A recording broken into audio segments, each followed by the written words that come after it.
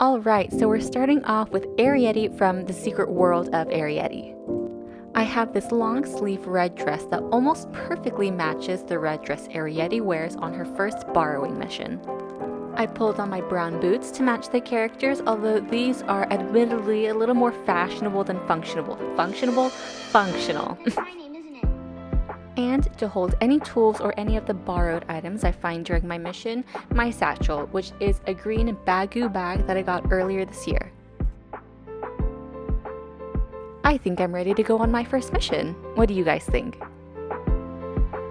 Next up, we've got Satsuki from My Neighbor Totoro. Now, I never actually watched My Neighbor Totoro as a kid. The first Studio Ghibli movie I watched was Castle in the Sky and then Spirited Away. It wasn't until I actually got into the studio that I went back as an adult to watch My Neighbor Totoro. So it doesn't hold the same nostalgia factor for me as it does for other people or as it does for Castle in the Sky for me personally. But I still thought the movie was super cute, and so I'm channeling the older sister with a yellow shirt and an orange skirt.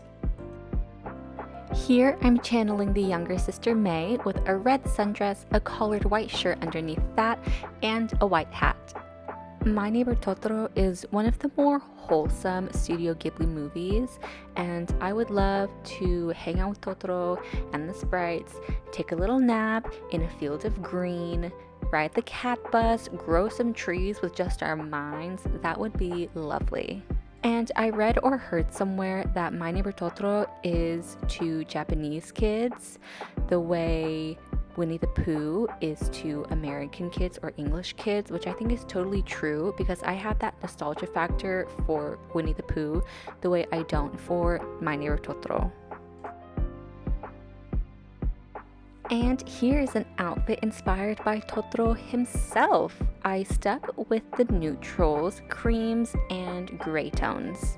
And so I have on my gray thrifted cashmere sweater and some white trousers I got from Korea, plus some gray ankle booties to tie all of the grays together. This is a more subtle take on the iconic character, the face of the studio actually. We're really just playing with the color palette more than anything else. Is everyone ready to fly around town on a spinning top? Heck yeah, you are! Now, the biggest shame of this whole video is the fact that I could only find one outfit for my favorite movie, one of my favorite movies, which is Castle in the Sky. And it's not even either of the main characters, the two human main characters. It's the android, it's the robot. And so my outfit inspired by this gentle giant consists of mostly browns for the body and a green shirt underneath to peek through to represent the moss or the algae growing on his shoulders. I remember watching this movie as a kid and being stunned by how beautiful and magical it was, and it still to this day remains one of my top 2 favorites. And speaking of being stunned as a kid, this outfit is inspired by Chihiro from Spirited Away, specifically the outfit she wears in the bathhouse as a worker. And so I'm wearing an all-red ensemble with pieces I've thrifted throughout the years and a little choker made out of white ribbon to represent the white ties she wears around her shoulders.